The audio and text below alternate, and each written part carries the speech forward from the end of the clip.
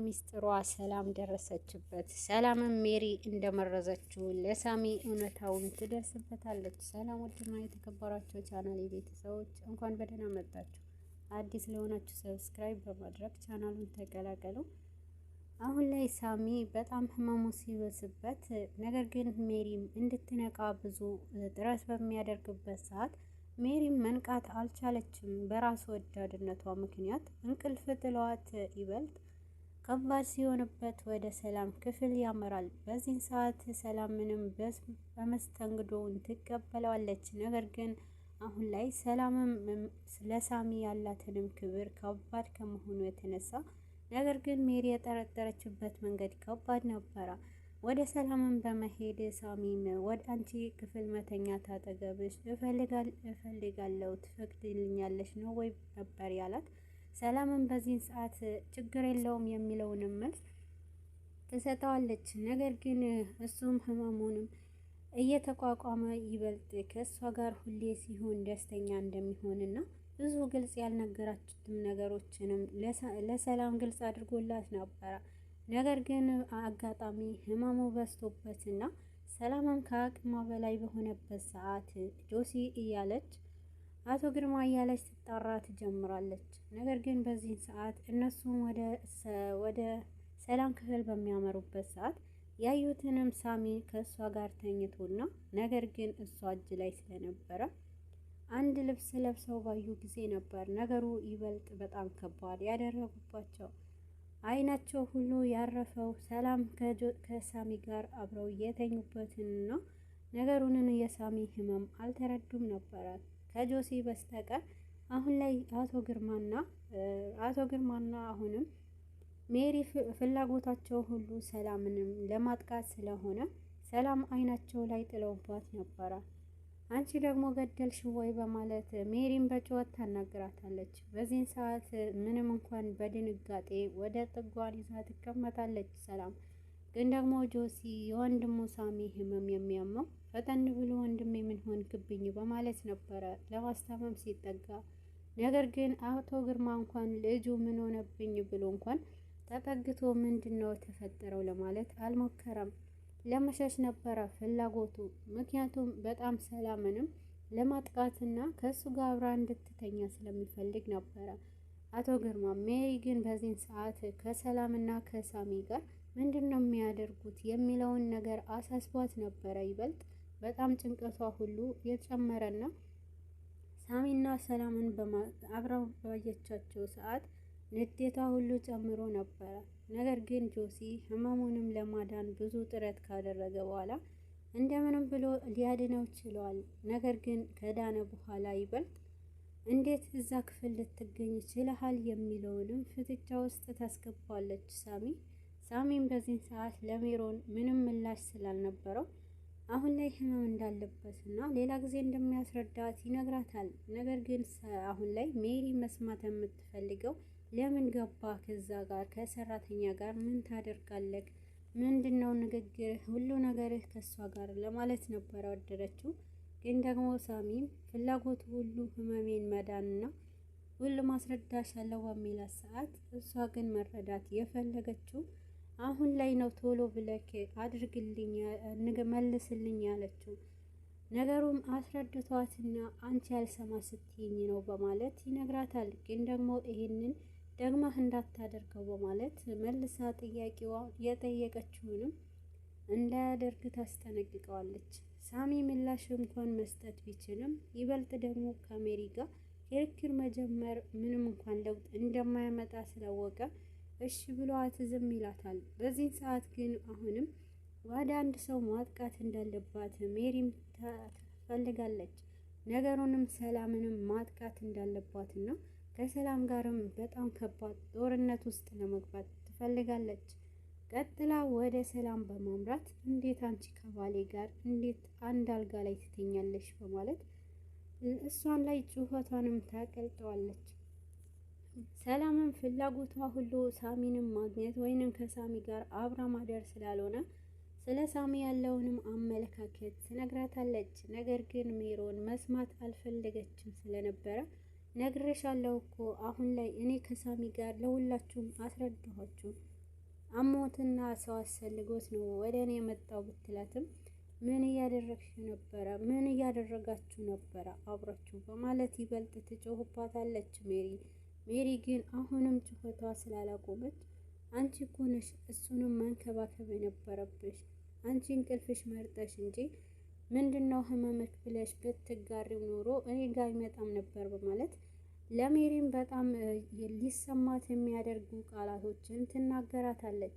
ነገር ግን ሜሪ አሁን ላይ እንኳን ቃላቶችን ሊሰማት ይቅርና ይበልጥ እስከ ሰላም ጋር ፉክክር ይዛ ነገሩንም በራሷ መንገድ ለመውሰድና ይበልጥ ደግሞ ለፍላጎቶቿ ሁሉ ሰላምንም እሷ ጥፋተኛ ለማድረግ ነበረ።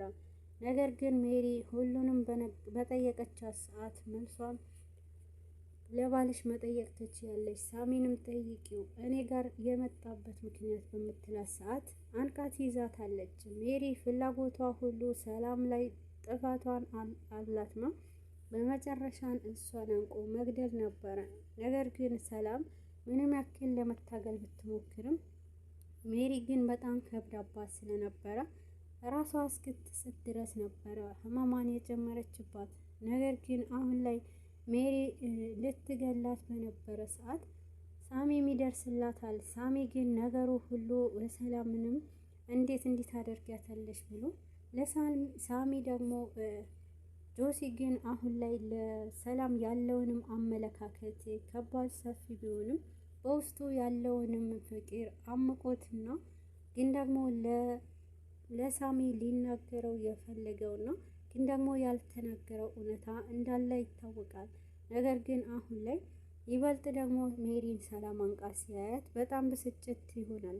እንዴት አደርጊያለሽ በማለት ሜሪ ላይ ይጮህባታል። አንተ ዞር በልልኝ አያገባህም፣ ባሌ እኮ ስታባልግ ነበረ በማለት ይበልጥ ዳግመኛ ልታንቃት ትፈልጋለች።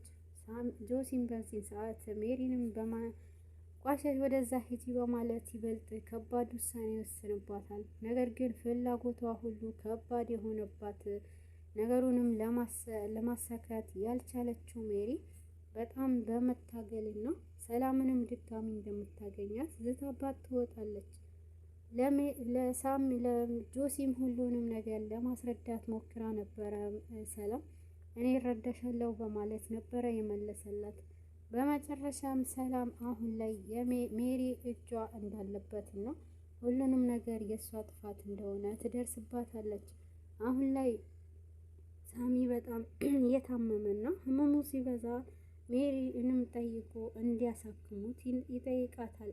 በዚህን ሰዓት ሐኪም ቤት መሄዱን ደስ ያላላትንም ሜሪ እሱ እኮ ከሰራተኛ ጋር መጋደም እንጂ ሕክምና መች ማድረግ ይፈልጋል በማለት ይበልጥ እሱን ትንትለዋለች። በዚህ ሰዓት ሳሚ ህመም ከባድ እንደሆነ የተረዳው ጆሲ ሳሚንም ወደ ሕክምና መውሰድ እንዳለበትና ለሜሮን ካማከራት በኋላ ሜሮንም ምንም ባይዋጥላትም ሳሚ ግን ለሳሚ አሳምኖት ጆሲን ወደ ሕክምና ይወስደዋል። ነገር ግን ሕክምናውም ጋር የሰማውንም ነገር ማመን ስላልቻለ አሁን ላይ ድብቅ ሆኖና ነገሩንም ሳሚ እንዳይሰማ ይጥራል። ነገር ግን ጆሲ በውስጡ የታመቀውንም የሳሚ ያልታወቀ ህመም በጣም አስጨንቆትና እንዴት ነው ወንድሜ እዚህ ደረጃ ላይ ሊደርስ የቻለው? እንዴት ነው ወንድሜ ከዚህ ህመም የማድነው? በማለት ጭንቀት ውስጥ ይገባል። ሳሚ አሁን ላይ ያለምንም ጥፋትና ወንጀል አድርጋ ይህንን እንዲሸከም ያደረገችው ሜሪ ምንም እንኳን ህመሙ አሁን ላይ አቅቶትና ይበልጥ ከብዶት ይገኛል። ነገር ግን ነገሩንም የመቋቋም ያቃተውንም ጆሲ ነገሩ በእንባ እያወጣውና ነገር ግን ምንድነው የምታለቅሰው ብሎ ሳሚም ሲደርስበታል። እያለቀስኩ እኮ አይደለም ነገሩ ዝም ብዬ ነው በማለት ይሸውደዋል። ነገር ግን በዚህ ስላላበቃ ሰላምን ጥርጣሬ ውስጥ ስለገባች ለጆሲ ትጠይቀዋለች። ጆሲም እውነታውንም ይነግራታል። ሰላምንም ይሄ በሰማችበት ሰዓት በመደንገጥና እንዴት ይሆናል ብላ ወይኔ ጆሲ እያለች እልቅስ ትላለች። አሁን ላይ ሰላምም ጭንቀቷ ጨምሮና የጆሲና የሰላም ህመማቸው ከሳሚ ጋር ተጋርተውና ሁላቸውም እንባቸውን ያወርዳሉ። ነገር ግን ሜሪ አሁንም ጥፋተኛ ለማድረግ የምትሞክረው ሰላምን ስለሆነ ይበልጥ እሷን ጠምዳ ይዛታለች። አቶ ግርማ ሁሉንም ነገር የሚያስበው ለልጁ ህመም ሳይሆን የሚጨነቀው ሰላምንም አንድ ቀን እንኳን ቢሆን እሷን አግኝቼ የሚለውንም ሀሳብ ይበልጥ እሷንም ለመወንጀል ይሞክራል። ነገሩ ከኔ ጋር እምቢ ብለሽ እንዴት ነው ከህመምተኛ ጋር የምትጋደሚው? በማለት እንደዚህ ርካሽ ነው ወይ በማለት ያሽቃብጣታል።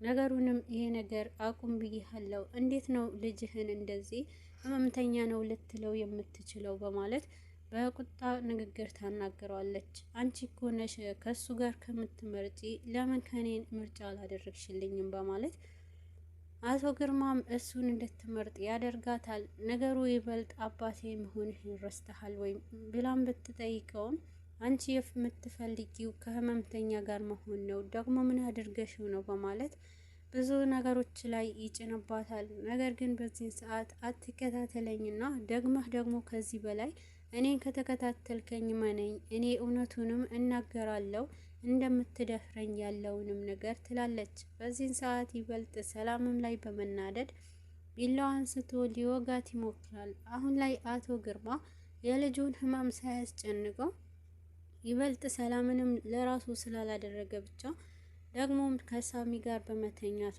ሌላ ነገር የተፈጠረ መስሎት ይበልጥ ከሜሪ ጋር ሆነው ሌላ እቅድ ውስጥ ያስገቧታል። የሜሪ እቅድ አሁን ላይ ከችፎባትና ወጥመዳቸው ውስጥ ገብታለች።